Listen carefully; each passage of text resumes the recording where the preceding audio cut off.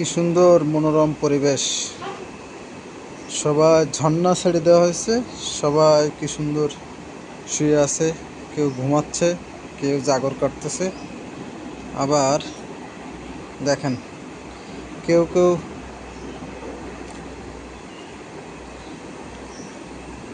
আমি ভিডিও করতেছি, কেউ কেউ আবার চেয়ে দেখতেছে। দেখছেন কি সুন্দর পরিবেশ। আপনার ডেয়ারি ফার্ম, দুধের জন্য যদি আপনি খামার করতে চান, অবশ্যই আপনাকে এমন সুন্দর সুন্দর গরু নির্বাচন করে তারপরে আপনার ডেয়ারি ফার্ম করতে হবে। আমাদের গরুগুলো মাশাআল্লাহ খুবই সুন্দর। প্রত্যেকটা গরু দেখেন, সব কি সুন্দর মনোরম পরিবেশে সবাই শুয়ে আছে। দেখলেই মনটা অনেক ভালো হয়ে যায়। এটা হচ্ছে ফার্মের দ্বিতীয় শেডের অবস্থা। মনোরম পরিবেশে সবাই শুয়ে আছে। আর এই পাশে দেখতেছেন প্রথম শেড, মানে শেডটা একটু নিচু। এটাতে এরকম যতগুলা গরু আছে দেখতেছেন, সবগুলা গরু খুবই সুন্দর মাশাআল্লাহ। ওই পাশে আমার এই যে ফার্মের কাকা, ওনারা গরু দোয়ান এবং গরুর দেখাশোনা করেন।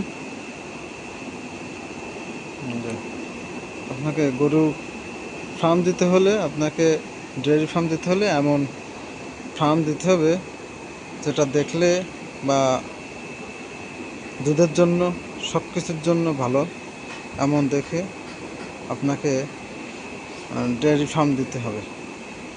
ডেয়ারি ফার্ম দিতে হলে আপনাকে প্রথমত গরু নির্বাচন করতে হবে। গরুর পরিচর্যা, রক্ষণাবেক্ষণ সব কিছু আপনাকেই করতে হবে।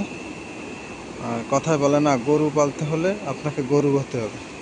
তা আসলেই আপনি গরু পাললে আপনাকে গরু হতে হবে। শুধু শুধু গরু নয়, আপনি যে জিনিসই পালেন না কেন আপনাকে তাই হতে হবে।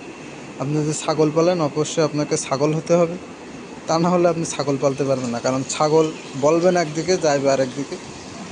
গরুটা আপাতত অনেক শান্তপ্রিয়, এরা যেদিকে নিয়ে যাবেন সেভাবে থাকে, হয়তো অত উচ্ছৃঙ্খল না। কিন্তু আর অন্যান্য প্রাণী যেগুলো আছে, ছাগল, ভেড়া, যা আছে আর কি, এগুলা সবগুলা একটু উচ্ছৃঙ্খল মতো আর কি। তো সব কথাই হলো, এখন আমাদের ফার্মের গরুগুলা দেখতেছেন এবং সবাই দোয়া করবেন আমাদের ফার্মের জন্য, আল্লাহ তাআলা আরও ভালো কিছু করার তৌফিক দেয় আমাদের। আর ওপাশে দেখতেছেন আমাদের ফার্মে এই যে এক ঝাঁক গাড়ল। ফার্মের ভিতরে এই গাড়লগুলা রাখা অবশ্যই খামারিদের দরকার, কারণ এরা বেশিরভাগই, আমি যতটুকু জানি আর কি, যে গরুর ফার্মে গাড়ল থাকলে ভালো। কারণ গরুর অনেক নাকি রোগ শোষণ করে তারা, আসলে সঠিক কিনা আমি জানি না, কিন্তু এগুলো আমরা রাখি এটার জন্য আর কি। আর সবাই লাইক কমেন্ট শেয়ার করবেন। কারো কিছু জানার থাকলে অবশ্যই জানাবেন। সবাই ভালো থাকবেন, আমাদের জন্য দোয়া করবেন যেন আল্লাহ তাআলা আমাদের সবার মনের আশা এবং আমাদের ফার্মের বরকত দান করেন। সবাই ভালো থাকবেন, সুস্থ থাকবেন। আল্লাহ হাফেজ।